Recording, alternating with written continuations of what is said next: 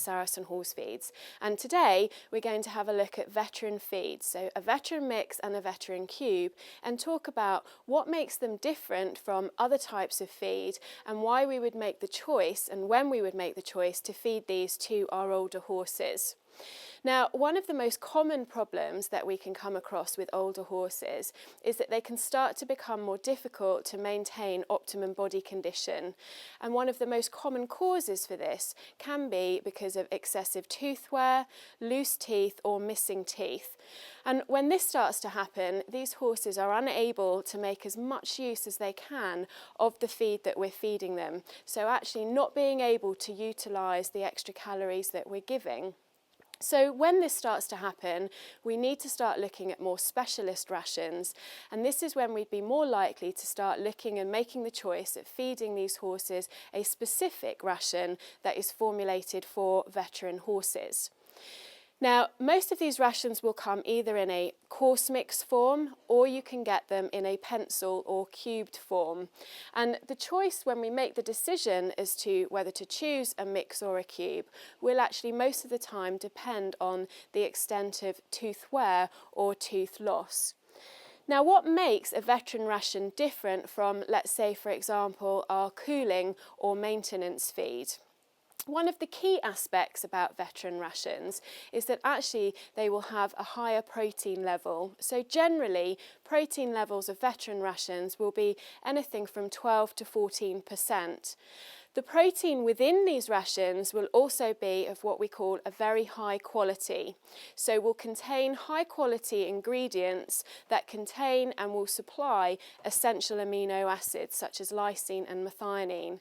And some of the key quality protein sources within a veteran ration will include things like soya bean meal, as well as things like alfalfa. The other significant difference with veteran feeds is that they may have a higher oil level, so looking at perhaps anything from 7 to 10% of oil.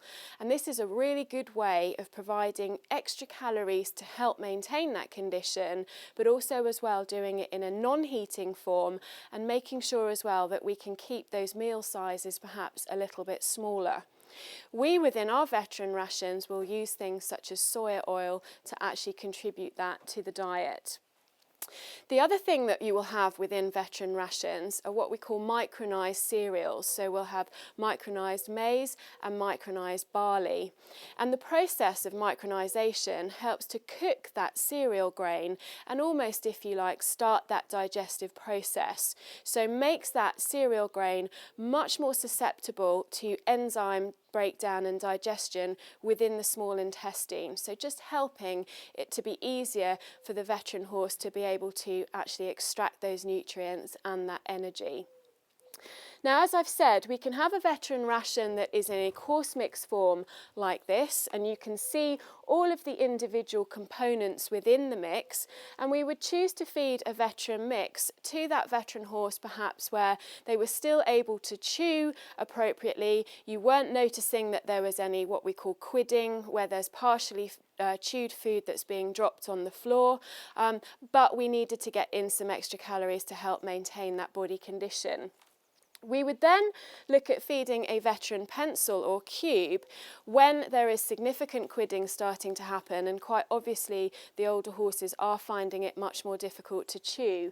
And one of the advantages of feeding a product like this is that if you add a little bit of warm water, the cubes will break down, fluff up and form a really nice palatable mash that's very easy for the horses to chew and therefore as well enhance digestion.